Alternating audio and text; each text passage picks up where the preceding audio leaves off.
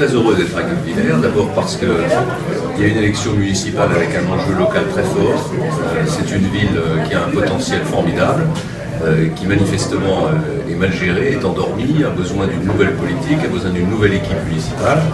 Et j'ai pu constater en arpentant les rues de Guebwiller que William Pralon et son équipe, c'était ce dont Guebwiller a besoin.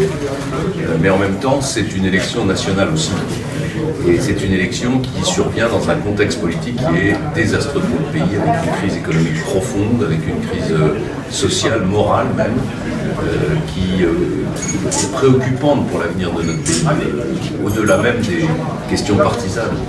Et il faut qu'il y ait un changement de politique, tout de suite. On ne peut pas attendre les prochaines échéances nationales pour qu'il y ait une vraie prise de conscience de la dégradation de l'économie française. Et c'est avec le résultat de l'élection municipale qu'on peut peser sur le président de la République pour qu'il change de politique. Il y a une vraie demande, quand on fait le porte-à-porte, quand on rencontre les gens, ils sont demandeurs de ce contact, de cette proximité, ils l'utilisent systématiquement. Faites quelque chose. Alors tout le monde voit que le pays est en train de couler, tout le monde voit que la fiscalité en particulier a dépassé toutes les limites, elle était déjà très élevée dans notre pays.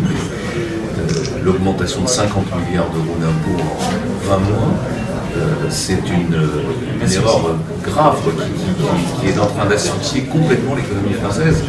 Et donc il y a une énorme inquiétude. Moi je parcours la France dans tous les sens. Je sens partout monter plus que de l'inquiétude maintenant, c'est de la colère. De la colère et une sorte de radicalisation de la société française. Et en même temps, il faut leur montrer une confiance aussi. Il faut impérativement qu'ils croient en nous. Je dis nous, les petits hommes politiques d'une petite ville comme Guebwiller. On est sans cesse confronté à ce rejet de la politique en général. Et il faut argumenter derrière et leur montrer que si c'est possible, ici, à notre petit niveau, de montrer un peu la voie aussi. Bien sûr, moi c'est ce pourquoi je me bats depuis très longtemps, c'est pour qu'on fasse de la politique autrement. Que les responsables politiques ne se prennent pas pour des stars, qu'ils ne se précipitent pas sur toutes les caméras de télévision matin, midi et soir, qu'ils réfléchissent avant de prendre des engagements, qu'ils ne promettent rien qu'ils ne puissent pas tenir. C'est une autre façon de faire de la politique, c'est celle que j'ai toujours essayé de respecter dans ma vie personnelle. C'est arrivé qu'on me le reproche en disant « vous êtes trop modeste, vous êtes trop discret ». Je pense qu'il y a un moment où les Français vont avoir besoin de responsables politiques sérieux. Qui ne sont pas là pour les faire rêver, mais qui sont là pour remettre le pays debout.